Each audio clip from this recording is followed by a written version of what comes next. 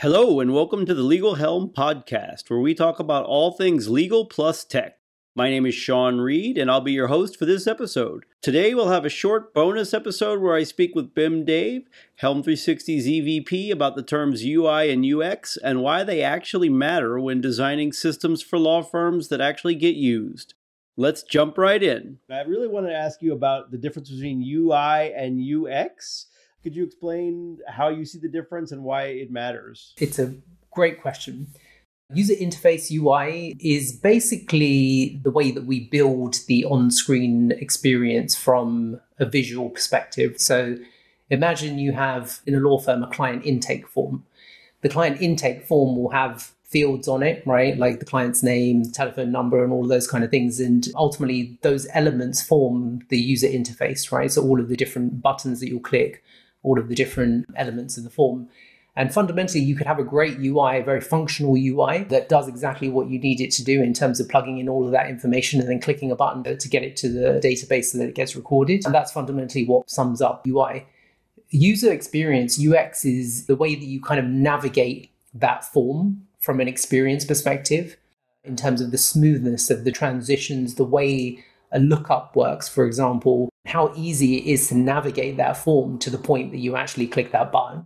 When you look at law firm user adoption at certain levels within a firm, particularly at the senior partner level, senior lawyer level, what you see is a lot of those systems have poor user adoption. And the reason is because of the experience. Either the experience is a little disconnected, or it's not intuitive, it's not fast enough, there's too many clicks involved to get to the destination, there's not enough proactive elements of the application design to enable them to just give their inputs to be able to move the thing along in the workflow. And that fundamentally makes the biggest difference. And when we think about the law firm applications that are out there today, a lot of them are very sophisticated, very well designed in their own right in terms of being able to be very functionally rich. But from a user experience perspective, they're quite poor because they're dependent on a bigger ecosystem in terms of the workflow that they live within.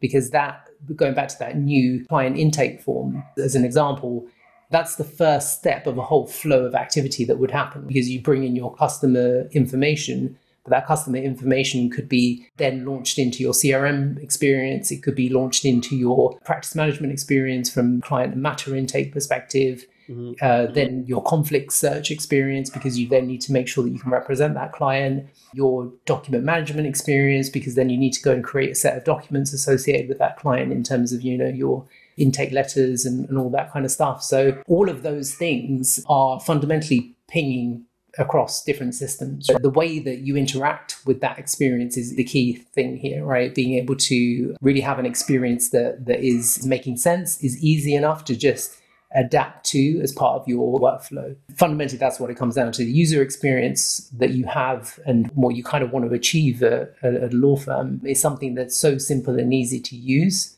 that it's just baked in as part of your workflow. So people shouldn't have to think about going to use an application.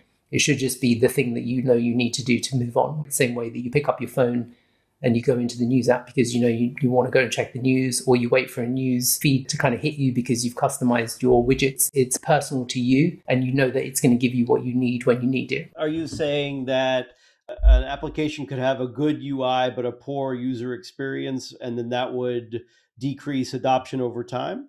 Exactly. And we've seen so many examples of that. We've seen BI applications being rolled out, which are very functionally rich. They serve amazing dashboards, give you all of the numbers that you want to slice and dice, but the user experience is so poor in terms of the number of clicks you need to get to because the dashboards haven't been designed in the right way, or the dashboards have been built or the technology has been implemented based on an assumption. It's what we think the user needs to be able to be more productive, or what we think the users need to be able to deliver their job more efficiently.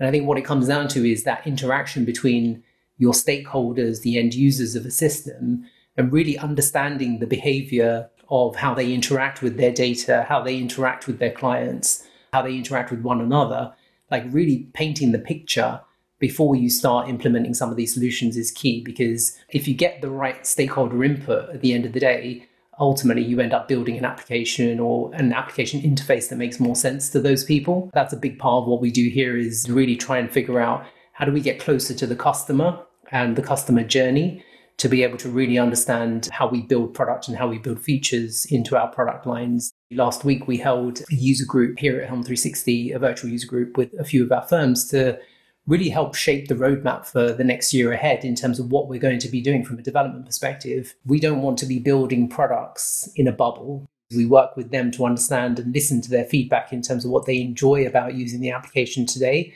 what they don't like, what they think could be improved, and what they see as key functions that are missing, so that we can then build those into the roadmap and build them features and functionality that they need. There's always an element of innovation. So there's definitely those pieces that can come from us, but a lot of the feedback around their workflows and the data they want to see and the different processes that they want to be able to deliver in a more efficient way, those things really do need to come from the audience in order to build a user experience that actually makes sense. Do you find that a lot of the feedback is consistent in terms of what the client requests?